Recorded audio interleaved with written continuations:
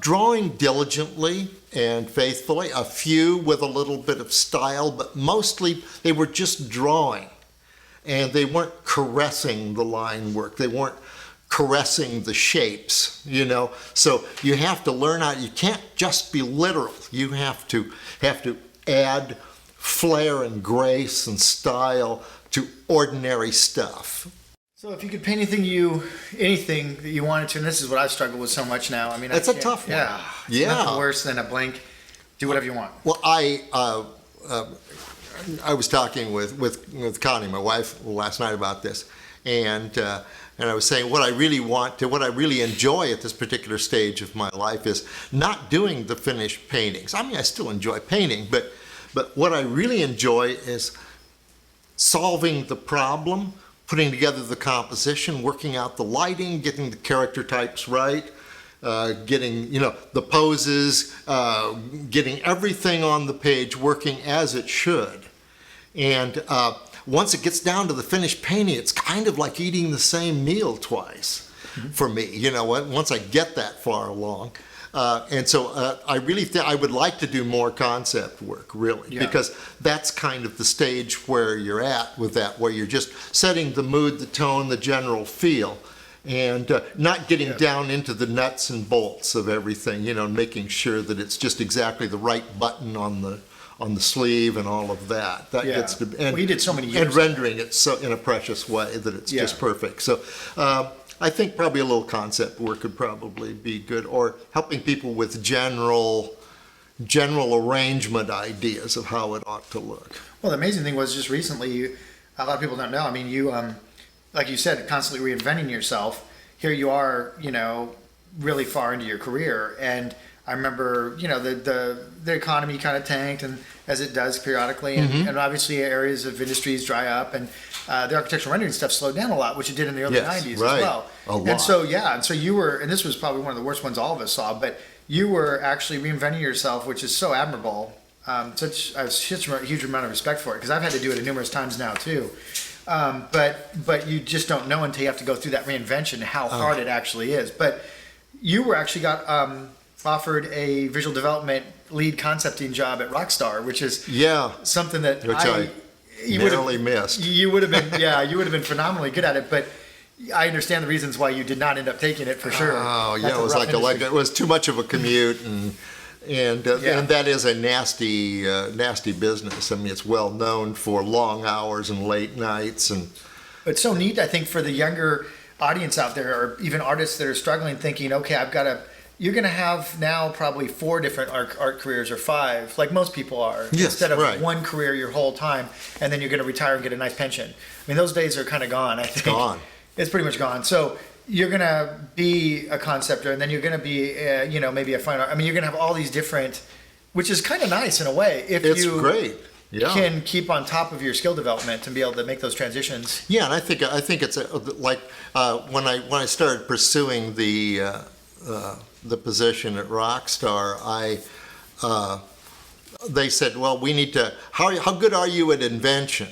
You know, inventing characters, inventing locations, places, things, objects, you know, guns, tools, whatever it was.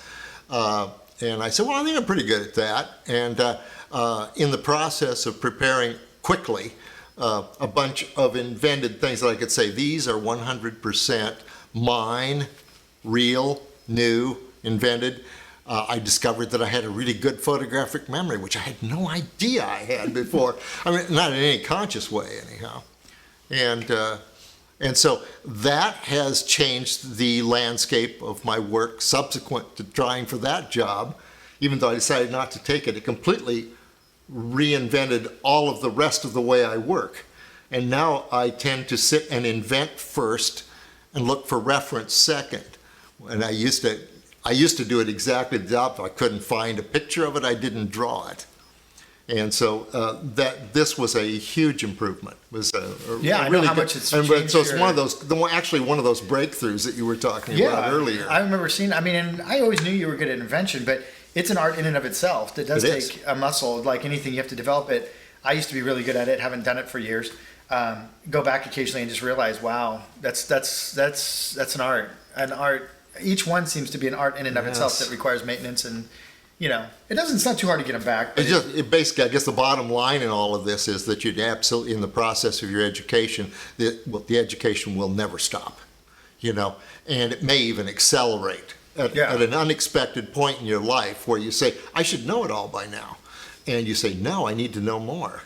We need to move off into digital painting. We need to do whatever it takes to, you have to stay in the traffic pattern, and you've got to be capable of contributing. And so, I mean, I don't know how you did it with 3 kids, I'll tell you, because I can barely do it with the 2 cats, or a cat, and it's just, that's another thing that I think, for me, admiring certain people, their professional countenance, whether it's Frazetta with a bunch of ankle biters running around, then they'll go in and crap out, the death dealer or something, in a day or something. Some people have more that ability to execute like that, and I respect them greatly for doing that along with their career, because I don't know how you guys do it. But your favorite art assignment and your least favorite, I mean, what would you say is? The least favorite continue to be architectural interiors, because they are actually better done on the computer as the computer rendering packages, which I have, and I've actually done that stuff. But you really, there's no point in reinventing yourself in that direction. So those are, when you try to do them, they're all ambient light, soft light, delicate bounces of color from one textural surface to another. They're just nasty. And they're very difficult to make money at. It's a double whammy. It's a bad That's combo. my least favorite. I think probably the most favorite I had was I was doing some concept stuff for a gaming company last year, and that was just buckets of fun. I really liked that a lot. But again, that's back to the kind of the way my head is turning these particular days. I remember when you used to do like the aviation calendars too, and things of that sort. Oh, Those were kind of good periods when you were doing all the. That was a wonderful project. Yeah, I remember that one just because I'd come home. American Airlines, yeah. Yeah, that was a really, and those were all gouache, and I mean. Yeah, 4 years running, I think. Yeah, so 4 years. I remember you were. So you had got like 3 months to do 12 calendar images, and so all the colors had to be different. They all had to represent a given airplane that they had flown at some particular point in time, and ideally it needed to be in a different weather condition, a different locality, something recognizable, all kinds of vehicles, cars, people, uniforms, costumes, and backgrounds, all kinds of things to work out. So it was a real good little that seemed like a neat little project. It was a really nasty seemed like you were always working on one of those for a while. Yeah, you got like 3 months to do these 12, so that's not a lot of time. Okay, so I guess there's so many things I could touch on. I mean, future goals. I mean, for you, obviously the concepting, growing, and that's kind of staying passionate about your work. And I do a lot of fine art, so that's. I mean, it's been quite successful, good, and I continue to do that, and I'm at this particular point in time, the San Diego Zoo Global. I'm their principal concept artist for new projects to get funding, and usually vast amounts of funding. Like we're working on one right now that's they're raising $55 million, I think, to completely redo a major area of the zoo. And on these projects, you have little in the way of architectural drawings or anything to work from. You're basically, you have to be good at drawing animals. You have to be good at drawing all kinds of plants because they're a horticultural, licensed horticultural facility as well as zoological now.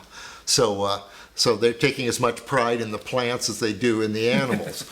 And you have to know all of the things that work with the architects, and you have to know what they can afford to do when you're introducing a solution that is going to cost them more money than they're going to be able to afford to do. So you have to have a little bit of knowledge of how things are built and how they go together. It's a really interesting job, but I've got a major one of those on the board right now, along with the fine art and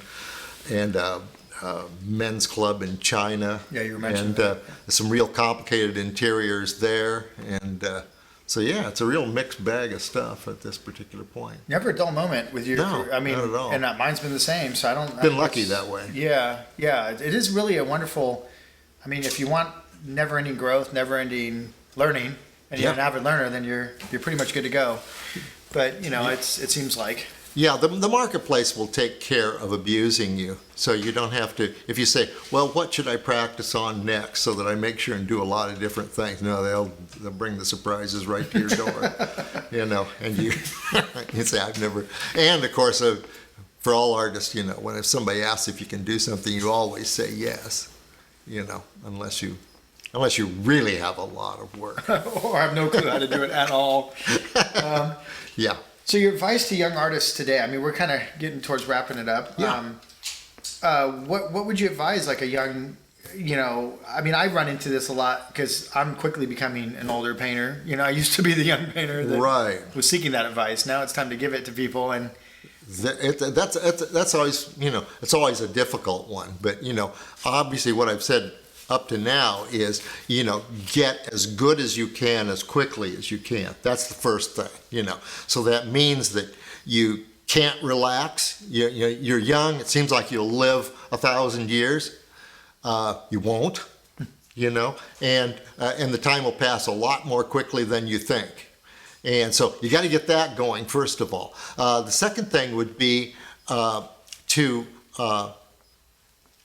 learn how to admire only the best people, because you are only going to become as good as the people that you like. And we're lucky, you know, as humans, that we have all these shoulders that we can stand on, you know, where just somebody really phenomenal that came before you that has already told you what can be done and what was done. And now it's up to you to do something as good or even better if you can. So learning how to develop your art directorial skills, in other words, the ability to recognize really fine new things, like in the case of the Frazetta covers, which I saw when I saw him when there was one cover that came out, and this was probably in I'm going to guess 69, 70, something like that. And I took one look at that, and one thing I've been blessed with is a great eye for good stuff. Never missed any of the good stuff. I can recognize, I can literally flip through somebody's portfolio like that and tell if there's anything in there worth looking at. So that developing that eye, that's the second key. And then you have to, with all of your work, and I watched this in the sketchbook class in particular, watched people drawing diligently and faithfully, a few with a little bit of style, but mostly they were just drawing. And they weren't caressing the line work. They weren't caressing the shapes, you know. So you have to learn how, you can't just be literal. You have to add flair and grace and style to ordinary stuff. And that's whether that's one pencil line running from point A to point B. On that trip from point A to point B, that pencil line wants to go through a series of transitions, like you love that line, you know. And so that's the kind of a little subtle key. It's one of the very difficult things to teach as an instructor, is how to take something from literal accuracy to projecting a feeling. And I think that's probably the thing that a person, so what you need to do is, it's very simple. You just need to find these really great people, and you can usually just look for the people that got gold medals. And that'll pretty much tell you who the really brilliant people are, because all the rest of the really talented people have already selected them for that role. And start studying not just the whole picture, but start looking at the pieces and see, how did they blend that from that color to that color?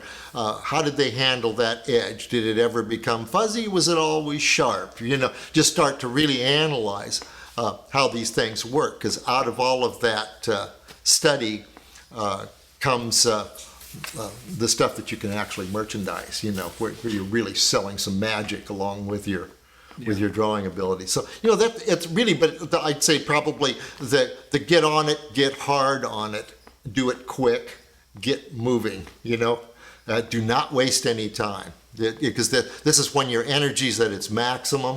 Whatever age you are, this is the age that your energy is at its maximum. So it's not going to get any better. It's only going to get worse in that regard. So make hay while the sun shines, Yeah, do it now. Don't put it off. Yeah, well, that's great advice. And I just, I think that kind of covers a lot of what the questions I had. We have a few of our students here that are sitting in just to watch. Do any of you guys have any questions for my dad? Anything that you'd like to ask him? I don't know. What have you seen change from the time that you've been teaching here at the Atelier in terms of the experience at the Atelier? I think it's always been, virtually right from day one, which I was witness to day one as well. The school has always been light years ahead of the schools I had ever attended prior to that. So school has always been terrific. We got some really talented people teaching. We got some talented people learning. The thing that I'm just personally kind of unilaterally introducing, I guess, is that because I am the illustrator, the old illustrator in the group, and I'm one of those people that says, okay, now that you guys have been brilliantly instructed on how to draw this figure, now what can we do with that? Where can we put it? How do we fit that into the storytelling process? And that's what I have personally, and to do your work quickly, more effectively, more efficiently, and maybe introduce a few flares that you hadn't thought about in the past. That's kind of where I see what I'm doing here as fitting in, and I think that will probably only expand across the board, with, and I think that's the next logical step to take, because it's been a brilliant school on the academic level to learn how to actually draw the figure in the best possible way, done an amazingly good job of that, better than any school I've ever seen anywhere else, really, except for the one Jeff attended to learn how to do this, which was equivalently good. But that's the biggest change that I've seen. I think that the fundamental concept that you can continue to take a class or pursue an objective in this school until you get it, till you get good at it, is the only way you can actually do it. Because, like at Art Center, you get fashion illustration 101, and then you never see it again. So you better get it in 90 days or you don't get to get it at all. And most schools that are coldly, academically, credit driven, tend to pursue the educational process that way. And I think that, if electricians were trained that way, all our houses would probably be in flames. But they have to work underneath another fellow who does know what he's doing until they finally don't make any more mistakes. And then they get to do it on their own. And that's kind of the way the process here works. So anyway, that's the biggest change that I've been meddling in as I've been teaching here. I got one more. So you've taught in sketchbooking, you've taught in, what are the classes you haven't taught yet that you want to teach? I'm going to be teaching gouache soon, and that's something that I've had a lot of experience with it. I don't claim to be any genius at it, but I do okay with it, and I've got some great quick tricks and quick solutions and things that make handling the medium a little bit more exciting. I'd like to do in the future some concepting stuff. We've tickled at the edges of it with staging and composition, and even in the sketchbook class we've gotten into it a little bit. I kind of morphed the sketchbook class into a new kind of animal, and process it. But I have a tendency to get in and mess with things, so that's the nature of the beast. But I think probably people have said teach perspective. I don't think I ever want to do that, even though I'm really good at perspective, and to the point where I don't even think about it much anymore. But I've found that the deer in the headlights look when you try to teach perspective is just more than I can endure. It's people falling asleep in my class is intolerable. I can't handle that. So just too much of a stand-up comic for that, I guess. Are there any classes that you think would be well suited, or you think you'd be interested in doing on the online school? Oh, I think probably, yeah, for sure.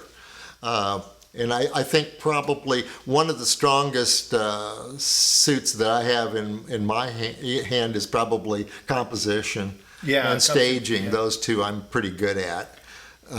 Nobody's ever the end of the world in any of these businesses, but I'm pretty good at it. And I have a reasonable gift for explaining things and putting them together in a format where people can actually understand what they've just been told. So yes, I think we'll probably take a stab at a couple of these along that because the general direction now, and this was, I think, was maybe the last question on your list that you had, which was what's the biggest change that's happened in the business? And this relates to what the classes that I want to teach is that the diminishing number of clients. That is probably the biggest change. That does not mean you don't have a career in this business. It just means that they have become funneled down into entertainment. And so some particular version of entertainment is where you will probably end up, unless you go into fine art, and that's, I suppose, some kind of entertainment as well. But the classes that I really think that I need to teach, are probably the ones that address servicing that particular marketplace. And so coming up with some kind of easier than vague rules, because most of the books, for instance, I teach fundamentals of landscape painting, and I discovered, much to my chagrin, that there aren't any books on how to use oil painting brushes. Somebody will say, this is a flat, this is a bright, this is a round, end of story. Don't scrub with the brush, and that's about it, And it turns out that with the brush, there is an entire vocabulary. It's almost an alphabet of things that you can do with that brush at a particular point. So anyway, to back up, any of these areas, they need clearer explanation. And so the things like concepting, creating, how do I do that? How do I start concepting? How do I start creating something out of my head? What's the beginning point? What are some beginning points? And I've got some really good ones along that line that help to explain staging and building compositions from scratch and that sort of thing. So I think that's probably the area in which I would probably focus my energies in the school. Okay. That's Greg, are we still good on all the cameras? So far. Okay. We're still running. Should we go ahead and wrap it up then, or what do you think? Well, any more Does anybody have questions? I've got a question. Okay. How do you feel about the influx of digital work in the industry, and where do you see the concept and illustration industries going in the future? It's a good question. I think that, like we've discussed in the classes prior to this, that many of the people that are really excellent at the digital work, which I admire, by the way, a lot. I mean, it's just another new flavor of candy in the store for me. I mean, it's something you say, oh, I'd really like to try that. I'd like to try chainsaw sculpting or something. I mean, it's just another one of those neat new things that you say, I'd like to try that. That looks like fun. And so anyway, obviously the digital pad and painting with Photoshop, I mean, that's been the biggest single change that's probably happened in 100 years. But a lot of the people that are in that are either the ones that are the best at it, are frequently, not exclusively, but frequently, also excellent at painting and drawing on their own with conventional media. So that tells you that there's some connection between organic drawing, painting techniques and skills and the digital world that is not lost. You know, once you get good at one, you have achieved some new knowledge that finds itself into the other one as well. The other side of it is that much as a lot of illustrators that were in New York went to fine art, once the two-dimensional paper printing industry, you know, using illustration, the women's magazines and the like, once they passed away, they had to find something new to do. So, you know, so they moved into oil painting, Western art, by and large. And so I think there's some unexpected things that happen along the way here. You know, I mean, you may think that the people that are doing the digital painting currently probably think that, like we all did, hey, I am the future. You know, I am the way it's going to be. And then somebody's going to start painting with beams of light, you know, next year, you know, and you're going to be as passé as a pee-wee bird, you know, in the middle of all of this. And you'll say, I thought that only happened to guys that did watercolor. You know, so I mean, you always have. This is why you have to continually reinvent yourself, because you need to stay steeled for this kind of conflict. You know, things will change for sure. They may even come back to the manual. I mean, at a certain point, the example is in architectural illustration. Watercolor and gouache were king for decades and decades. All of a sudden, the computer came along, and you could now render in 3D Studio Max or any of a dozen other packages, you know.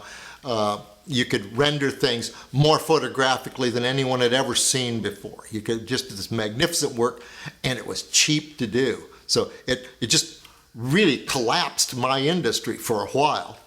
Now all of a sudden, a strange thing happened. This is why I'm saying you have to be prepared for unexpected intrusions from directions you didn't anticipate.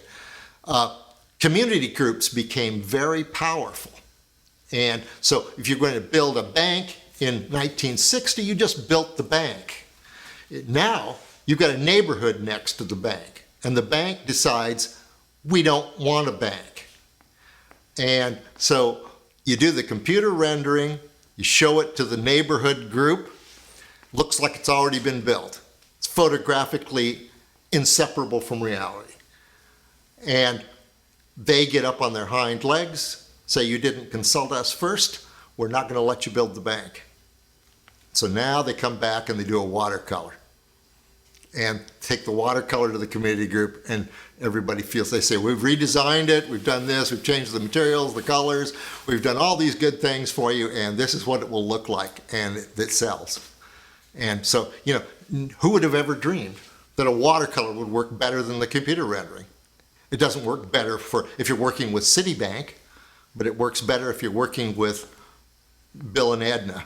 You know, I mean, it flies a lot better in the neighborhood.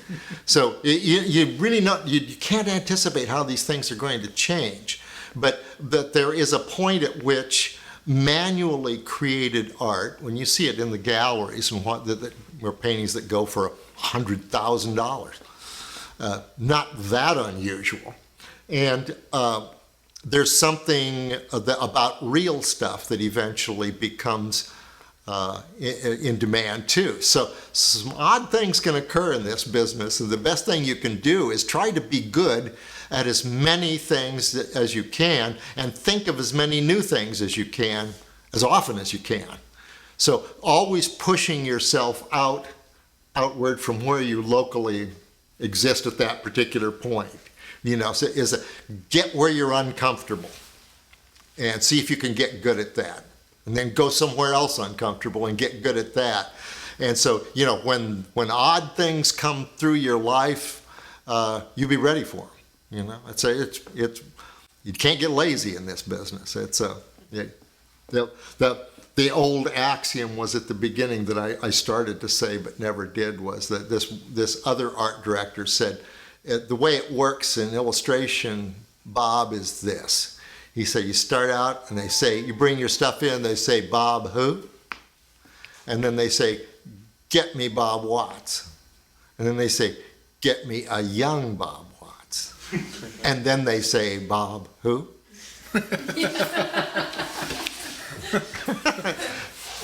So get good and stay that way. That's great. All right. Well, I think that's probably gonna wrap up. Let me double check it, make sure that one's Okay. running, so you can do the close up. Yeah, the close up. That was good. All right, good. It's really fun. That's fun, yeah. I enjoy. You can't stop me from talking. It's like one of those motor mouth things. Well, we have another hour left on this one, so you can just keep going.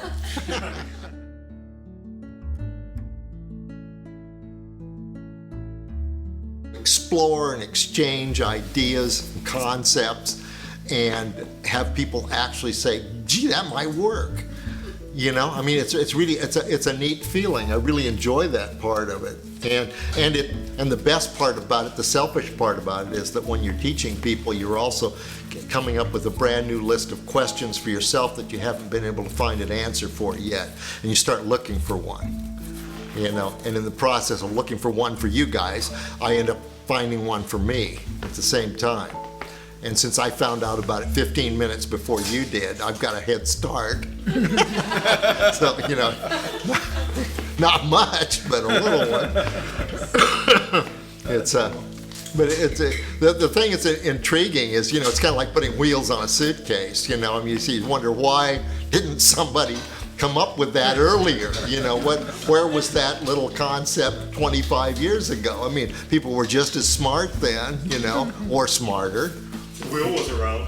The wheel was around, exactly, yeah.